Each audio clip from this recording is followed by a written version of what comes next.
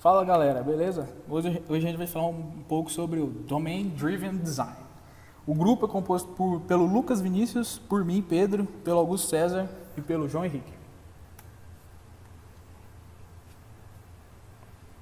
O Domain Driven Design, o que significa? Significa o projeto orientado a domínios. Esse nome veio do livro escrito pelo Eric Vance, que é o dono do Domain Language. É um conjunto de práticas que tem como por objetivo a construção de um software que expresse de forma bem clara o problema em questão. Tecnicamente, estamos em busca de um domain model bem projetado. Por favor. Por que o DDD?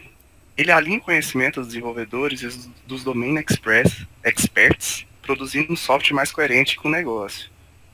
O design é o código e não há traduções entre desenvolvedores e domain experts, porque todos compartilham a mesma linguagem. Ele fornece práticas em nível tático, na criação do domain model sólido, e em nível estratégico, auxiliando na identificação das áreas mais importantes a serem atacadas e como essas áreas se comunicam. São premissas básicas para o sucesso do DDD, o desenvolvimento iterativo e a comunicação constante com domain experts. Sou eu ainda? Sim. Sim. Mesmo que as premissas sejam ou possam ser atendidas, o DDD será aplicável em sua plenitude quando o software atender uma área de negócio muito específica e muito complexa, onde ninguém ou poucos possuem conhecimento.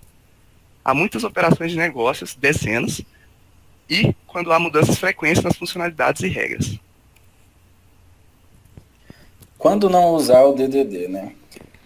A gente não se usa o DDD quando o software é um pequeno aplicativo de suporte da empresa, como por exemplo um software composto basicamente de alguns CRUDs, ou uma API de consulta que busca dados e os retorna de algum formato específico. Ou seja, quando ele tem um porte muito pequeno, não compensa utilizar o DDD.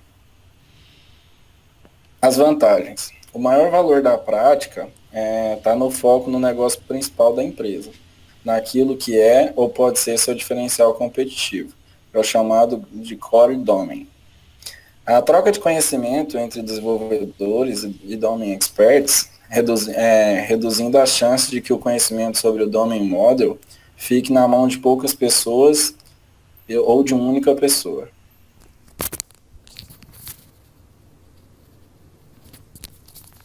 Outra vantagem é a melhor experiência do usuário, uma vez que as telas do software passam a refletir uma operação de negócio, ao invés de tudo se resumir a cadastros. O código expressado expressa melhor o negócio e a arquitetura da solução melhor organizada. O design tático. O DDD ele fornece uma série de conceitos e padrões que auxiliam no design da solução, tanto em nível tático como em nível estratégico. Em nível tático, tem os padrões que auxiliam na criação do domain model. São as entidades, os value objects, os serviços de domínio, os eventos do domínio, os aggregates, os repositórios e as factors. No design estratégico, em nível estratégico, os padrões que auxiliam são, além do próprio Bounded Context, tem o Subdomain, Context Map, Shared Kernel, Customer Supplier, Conformance Anti-Corruption Layer, Separate Ways, Open Host Service e Published Language. Bom, aqui agora a gente vai falar do exemplo que a gente fez no nosso projeto. O nosso projeto, a gente seguiu uma estrutura MVC, que é a Model View Controller. Tem vários artigos que falam que um projeto para seguir o DDD não precisa necessariamente ter muita preocupação com as camadas. Mas a gente preferiu seguir o MVC porque é um padrão já conhecido e que ele atende também aos padrões que o DDD prezam. Então a gente tem o Domain Model, que é uma entidade do domínio que possui estados e comportamentos, lógica de negócio, getters, insetters, e entre outros. No nosso projeto, a gente pode observar ele dentro da nossa estrutura de passes Model Domain, do projeto. Se a gente for no projeto aqui, a gente consegue ver dentro da parte do model e domain que a gente tem essa estrutura, onde a gente vai falar sobre o domínio, sobre o negócio também, getters e setters, o que foi relacionado na apresentação. A gente vai falar também sobre o value object, o objeto que agrega valor às entidades, não possui identidade e é imutável. A gente pode observar em nosso projeto ele na estrutura fica em controller, service, que é mais especificamente a pessoa service. Que a gente vai abrir. Então aqui dentro de service a gente tem a classe service, onde a gente pode ver uma estrutura da pessoa, dos serviços que vão gerenciar o nosso negócio, que vão realizar ações como buscar, listar as pessoas, atualizar os dados, fazer remoção. São serviços que nós utilizamos e que mais para frente nós vamos ter contato com o banco de dados. Então, a gente tem também o Domain Service, que é o domínio que atende às partes do negócio que não se encaixam em entidades específicas.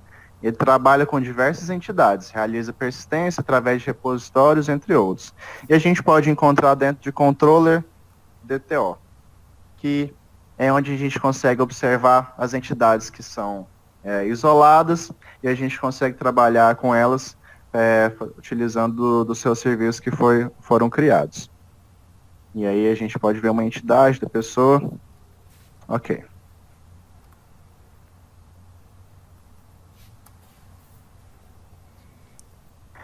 Aí também a gente está falando sobre Application Service, que é o serviço de aplicação que orquestra ações disparadas pela camada de apresentação e fornece os DTOs para comunicação entre as demais camadas. Encontrado em controller, separado por pacotes que dizem respeito ao DTO de pessoa e os serviços necessários para a comunicação, que foi como eu já mostrei na primeira parte do slide anterior, a gente falando sobre, tem a área para a gente falar sobre a pessoa e tem depois os DTOs que a gente consegue uma estrutura dessa pessoa. A gente também trabalhou com o padrão repository, que é uma classe responsável por realizar a persistência das entidades, se comunicando diretamente com o meio de acesso a dados. Então ele é encontrado em Model DAO, onde a gente vê que classes responsáveis por prover transações com banco de dados utilizando Hibernate para tal. Então se a gente for nessa estrutura, a gente vai ver o Hibernate organizando as transações para a gente. Nós conseguimos ver como é que faz a troca de dados, o que a gente precisa para enviar dados para que o Hibernate estruture e passe por banco, ou traga os dados para nós consumirmos em nossa aplicação. Ok.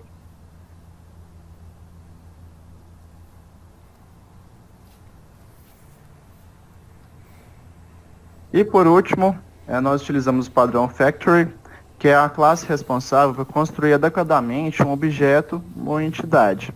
Então ela é encontrada dentro de Controller DTO, onde nós possuímos uma classe especializada para a construção do objeto pessoa.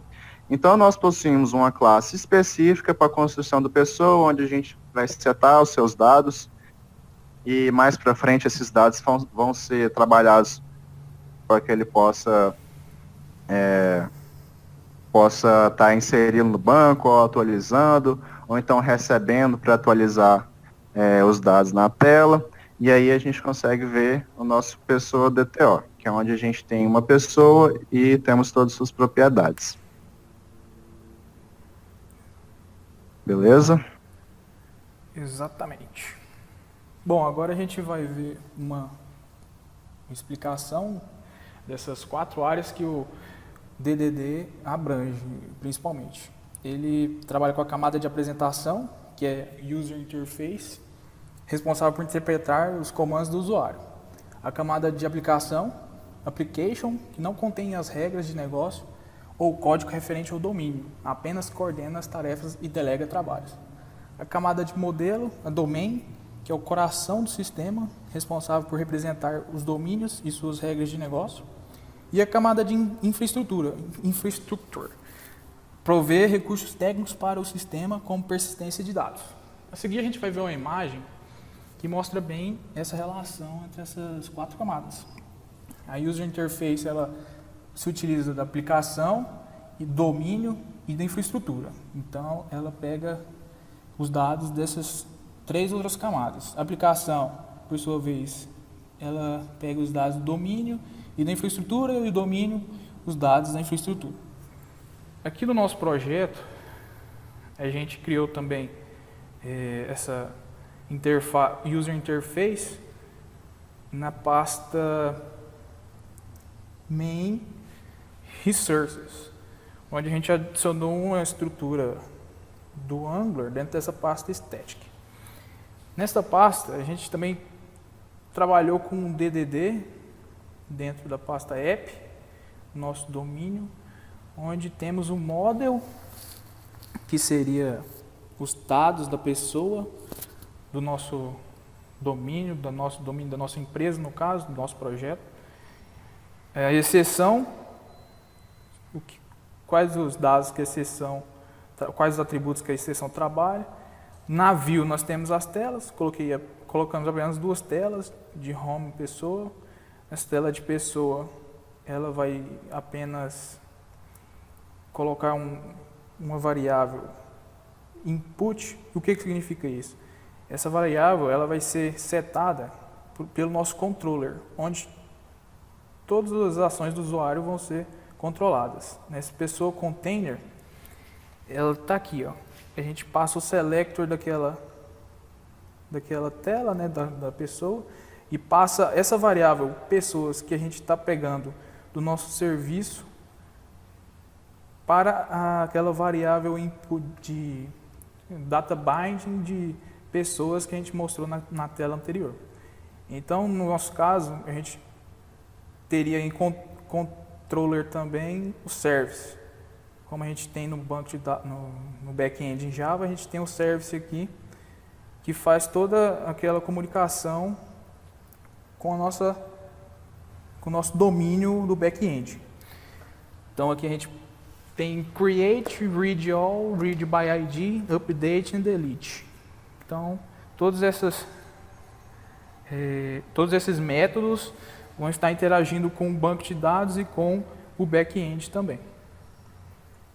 Podemos ver aqui que essa aqui é o nosso endpoint e a nossa API está localizada aqui no back-end em Java, na view de Java, a nossa API localizada bem aqui.